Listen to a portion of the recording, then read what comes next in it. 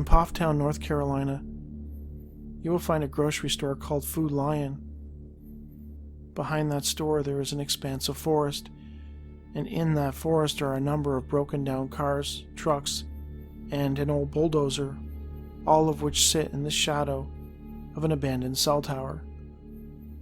It is in this location that a strange creature was sighted in 2018, a creature that defies description.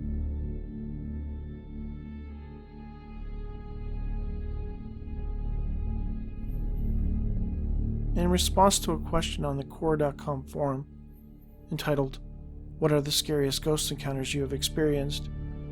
a person calling himself Mick R. on August 10, 2018, posted his account of a creature sighting he had in the small community of Pfafftown. He claims the incident happened on June 5, 2018. Mick, who was 13 at the time, and his schoolmate Owen were out playing Star Wars in the old junkyard in the woods behind the Food Lion grocery store when they observed the strange creature. Mick recalled that he and his friend were mimicking X-Wings. At one point, Mick had crawled inside the old bulldozer. Owen also climbed inside, and the two friends were playfully trying to nudge each other out when they heard a sound coming from the woods. "We heard something in the woods. It was too loud for an animal, but when we looked out of the right side of the dozer, we saw in the woods 10 feet away from us a pitch-black thing with a human body." Mick described that it was human-like, pitch-black in color, with razor-sharp claws that were, quote, "as large as bananas." It also had noticeably large dagger-like teeth, which appeared white and blood-stained. Its eyes were bright and similar to that of a goat. Mick and his friend attempted to convince themselves that what they were seeing wasn't what they were seeing. They kept staring at it, believing that it might be a creepy-looking tree, and their eyes were playing tricks on them. And then it spoke. The voice was hard to describe in that it was raspy, and somehow both baby-like and old at the same time. It whispered hello to them, which caused them to react in horror. We screamed and ran out of those woods as fast as we could.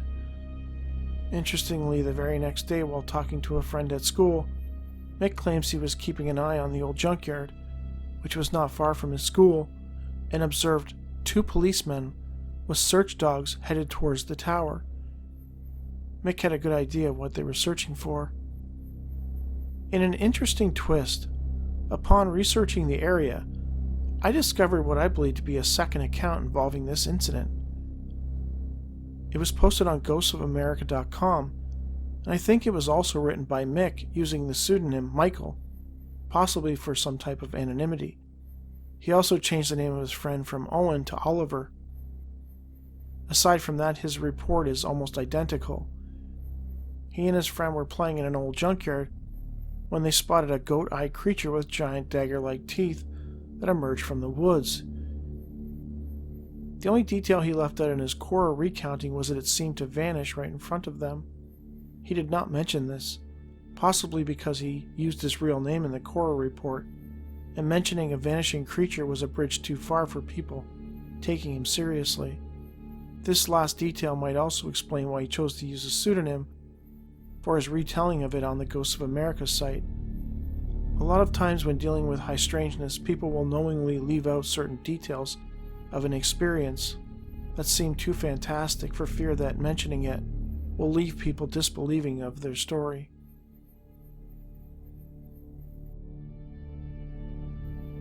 Did you ever hear about the time a British steamship raced a sea monster? Well, it happened, and it was apparently so disturbing to the captain of said steamship, he actually entered it into permanent record.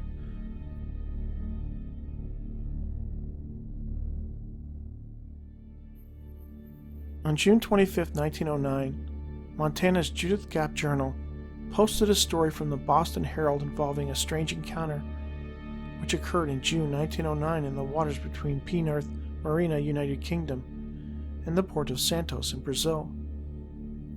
I will read the article verbatim.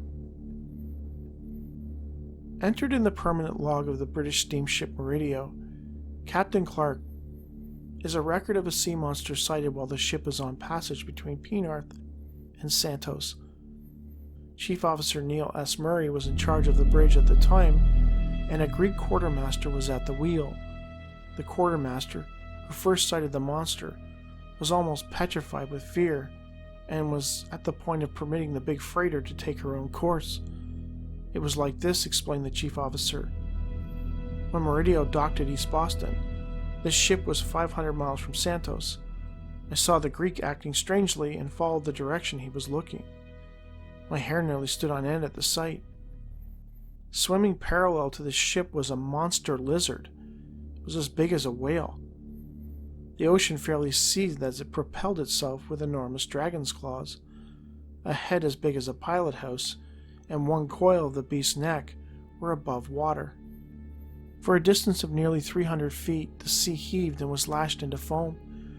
I think the lizard was fully the Meridio's length, and I feared for the safety of the steamship as the creature, mailed in huge bony scales of a dark green color, swerved as if to come alongside. It had a saw-like ridge on its back, and its girth was fully as great as that of a whale. After the serpent had raced the ship several minutes, it humped its back and sounded. The swash from its commotion shook the ship and sent the spray over the starboard rail. I have followed the sea many years, and, mind you, I am not given to fancies. That creature so impressed me that I entered the incident in the scrap log, and later made a permanent record of it. The Meridio's crew substantiates Officer Murray, while the Greek quartermaster admits he did not recover from the shock for several days. I know that the swamp gas crowd will proffer some ridiculous explanation that these men were either mass hallucinating or outright lying, or that this was a simple case of misidentification and the creature they observed was really just a dolphin or a school of iguanas. But I'm not as quick to dismiss the accounts of men who dedicated their lives to traveling the world's oceans. I am in no position to dismiss what they saw as anything but what they saw. That said, what exactly did they see? Their description of a giant lizard the size of a whale swimming alongside them sounds a lot like a dinosaur. And judging by the reactions of the quartermaster and the others, this was no ordinary sea creature that they encountered. It clearly put enough of a fright into the quartermaster that it took him days to recover. Again, I ask, what exactly was this creature? Again, it sounds like a dinosaur, but dinosaurs are extinct. So where did it come from? And better yet, where did it go? It's interesting to me how many old newspapers carry similar true accounts of people's encounters with bizarre sea creatures, forest creatures, and objects from the sky. And these accounts are simply lost in the memory hole of time where skeptics, I'm sure, would like for them to remain.